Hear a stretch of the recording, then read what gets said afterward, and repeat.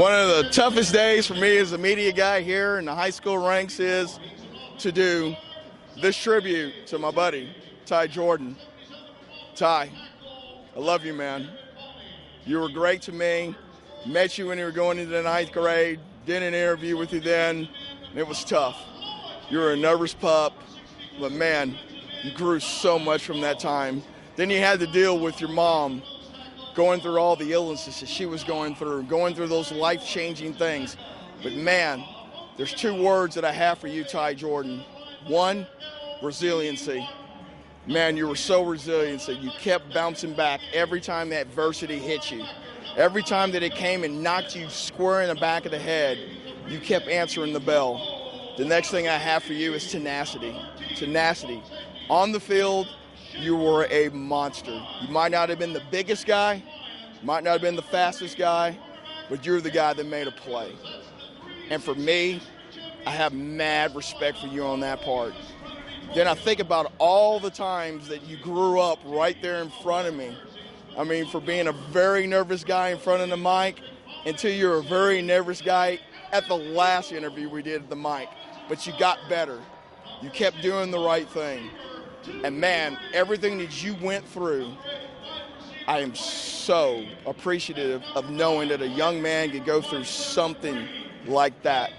I think about West Mesquite. I think about True Bloods. I think about the University of Utah, the loss that they're going through right now. It's huge. It hit me hard today. But you know, I know that we can't ever not get around when God takes us home. You went through so much with your mom, and it told me a lot about you, the person, how people responded to that by giving, being there for you, giving you insight. That alone told me about you, the person. That stage a couple summers ago, the True Buzz event with D, I mean, Demetrius Davis, I mean, it was so much fun up there. But to see that nervous anxiety and you to be able to pull through all that was unbelievable. All day I've been trying to figure out the words for you, what to say for you, but I know you have such a backing for such a great community that you're okay. And the one thing that I always sit back and think about all day long is how much you loved your mom. And I know that reunion with your mom early this morning had to have been something very special. There's a lot of people that love you, Ty Jordan. Freshman, Pac-12, All-American as a rookie. That's unbelievable. You overcame so many obstacles to get you to this point. For you, we didn't know what would happen academically, physically, or you're mature enough to play as a freshman. But you came out in special teams at the beginning of the year, and all of a sudden you landed the starting job as a running back. And for you to have that accolade in the back of your feather is amazing. But the last thing I will always say about you is that you left the oppression in 2019 when West Mesquite and Sherman played against each other. And you and your fellow partner, Gage Smith, had that moment at the end of the game that Coach J.D. Martinez's wife from Sherman captured that went viral last year of you and Gage praying on the field.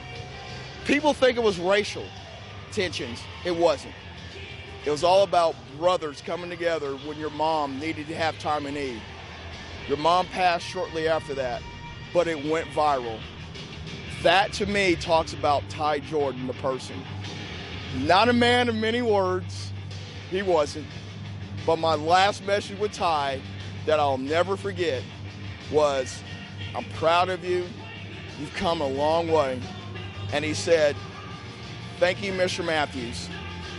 For me, to Ty, saying thank you, Mr. Matthews, man, was huge because I had nothing but mad respect for you. And for you to go so quickly, that hurts. But man, the only saving grace in all that is because you are with your mom now. You left an impression.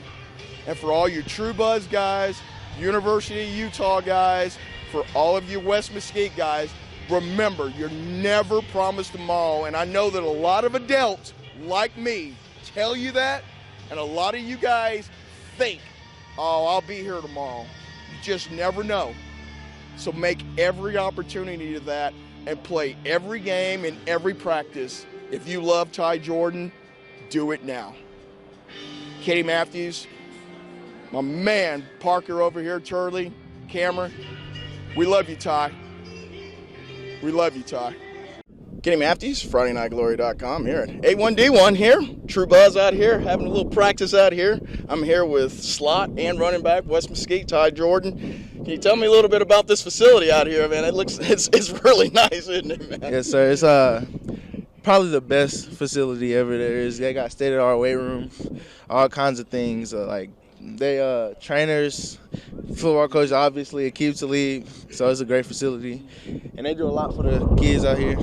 Let us go, be great. It's a wonderful opportunity that this new thing that's kind of coming out here with the 7-on-7 and you getting out here to get the practice and work on your craft. But like you said, I mean, the people that are put in giving you this facility to work at, man, that's got to be pretty dang exciting. Because, man, when I was doing this, man, it was the Sandlot. Yeah, they put in a lot of work. They put in a lot of, effort for us. It's great. It's great. I know West Mesquite didn't have the season they had wanted to have last year. Know you lost some on the defensive side last year, but I know offensively you got Dalen, you got some guys that are coming back. Can you tell me a little bit what you're working on as a team to be better next year? And then also, can you tell me a little bit personally what you're working on to be better? We're working on our camaraderie, just coming together as a team, defensively and offensively, we all click. So that way there's no mistakes and have no issues. And for me, myself, it's just working on my vision, my patience for the most part, and just being the best back I could be. Does it kind of help a little bit that you're going through track now? You can work on your speed and track, work on your form and everything, and I said that gives you a little bit of explosiveness when you get to the football field? Yes, sir. Track helps a lot. Last year I went from 4.5, then I brought that down to 4.3, 4.4, and track just helps a lot overall with my form because as a big guy I run kind of weird, and track gets me straight, so that way cuts and running helps me out. 4.4, 4.3. That's picking them up and putting them down pretty good. Yes, sir. Yes, sir. That's what they like. Well, you got regionals coming up here. I said, what do you think West Mesquite's going to do in the regionals and track coming up? We're trying to take it home. We're trying to win in the 4x2, and I'm trying to win in this 100. That's great. Now, I was talking to you a little bit off camera here a little bit. You can tell me a little bit of some of the teams that are looking for you now for college level. TCU, maybe Oklahoma State, Arkansas, Baylor. I know Baylor likes me a lot. Just a lot of college coaches trying to see what I'm up to.